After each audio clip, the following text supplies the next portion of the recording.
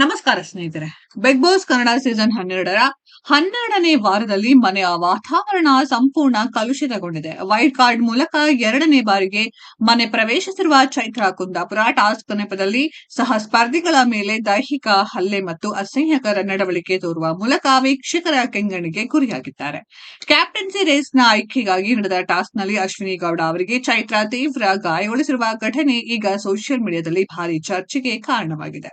Captain ಟಾಸ್ಕ್ಗೆ ಸ್ಪರ್ಧಿಗಳನ್ನ ಆಯ್ಕೆ ಮಾಡಲು ತಟ್ಟೆ ಜೋಡಿಸುವ ಕಠಿಣ ಸವಾಲನ್ನ ನೀಡಲಾಗಿತ್ತು. ಈ ವೇಳೆ ಅಶ್ವಿನಿ ಗೌಡ ಅವರನ್ನ ತಡೆಯಲು ಮುಂದಾದ ಚೈತ್ರಾ ಕುಂದಾಪುರ ಅಶ್ವಿನಿ ಅವರನ್ನ ಬಗ್ಗಿಸಲು ಸಾಧ್ಯವಾಗದಿದ್ದಾಗ ತಮ್ಮ ಉಗುರುಗಳಿಂದ ಅವರ ಕೈ ಮತ್ತು ಮೈಯನ್ನ ಪರಚಿದ್ದಾರೆ. ಚೈತ್ರಾ ಅವರ ಈ ಉಗುರಿನ ದಾಳಿಯಿಂದಾಗಿ ಅಶ್ವಿನಿ ಅವರ ಕೈಗಳ ಮೇಲೆ ರಕ್ತಸಿಕ್ತ ಗಾಯಗಳಾಗಿದೆ. ಈ ಟಾಸ್ಕ್ನ ಉಸ್ತುವಾರಿ ವಹಿಸಿದ್ದ ಮನೆಯ ಕ್ಯಾಪ್ಟನ್ ರಾಶಿಕಾ ಅವರು ಚೈತ್ರಾ ಉಗುರಿನಿಂದ ಪರಚಬೇಡಿ, ಇದು ತಪ್ಪು ಎಂದು ಪದೇ ಪದೇ ಎಚ್ಚರಿಕೆ ನೀಡಿದ್ದರೂ ಚೈತ್ರಾ ಕಿವಿಗೊಡಲಿಲ್ಲ.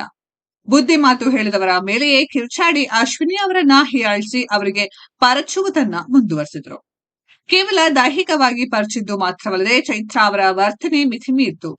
ಟಾಸ್ಕ್ನ ಬರದಲ್ಲಿ ಅಶ್ವಿನಿ ಅವರ ಬಟ್ಟೆಯನ್ನ ಮೇಲೆ ಎತ್ತುವುದು ಹಾಗೂ ಅವರ ಮುಖಕ್ಕೆ ನೇರವಾಗಿ ಬಾಯಿಂದ ಎಂಜಲು ಉಗುಳಿ ವಿಕೃತಿ ಮೆರೆದಿದ್ದಾರೆ. ಚೈತ್ರಾ ಅವರ ಉಗುರಿನ ಹಿಂಸೆ ಭರಿಸಲಾಗದೆ ತನ್ನನ್ನ ರಕ್ಷಿಸಿಕೊಳ್ಳಲು ಅಶ್ವಿನಿ ಗೌಡ ಚೈತ್ರಾ ಅವರ ಕೈಯನ್ನ ಬಿಡಿಸಲು ಒಂದು ಏಟು ನೀಡಿದ್ದಾರೆ. ಇದನ್ನೇ ಬಂಡವಾಳ ಮಾಡಿಕೊಂಡ ಚೈತ್ರಾ ತಾವು ಮಾಡಿದ ಗಾಯಗಳನ್ನ ಮುಚ್ಚಿಟ್ಟು ನನ್ನ ಮೇಲೆ ಮ್ಯಾನ್ ಹ್ಯಾಂಡ್ಲಿಂಗ್ ಮಾಡಲಾಗಿದೆ ಎಂದು ಮನೆಯಲ್ಲಿ ಬೊಬ್ಬೆ ಹಾಕುತ್ತಾ ಕಿರುಚಾಡಿದ್ದಾರೆ. ಈಗಾಗಲೇ ಹಳೆ ಸೀಸನ್ಗಳಲ್ಲಿ ಇಂತಹದ್ದೇ ವರ್ತನೆ ತೋರಿದ ಚೈತ್ರಾ ಅವರನ್ನ ಮತ್ತೆ ವೈಲ್ಡ್ ಕಾರ್ಡ್ ಮೂಲಕ ಮನೆಗೆ ಕಳುಹಿಸಿದ್ದು ಎಷ್ಟು ಸರಿ, ಆಕೆಯನ್ನ ಮನೆಯಿಂದ ಹೊರಕಳಿಸಿ ಎಂದು ವೀಕ್ಷಕರು ಅಭಿಪ್ರಾಯಪಟ್ಟಿದ್ದಾರೆ.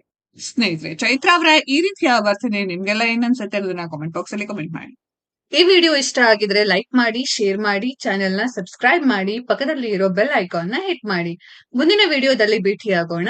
ಧನ್ಯವಾದಗಳು.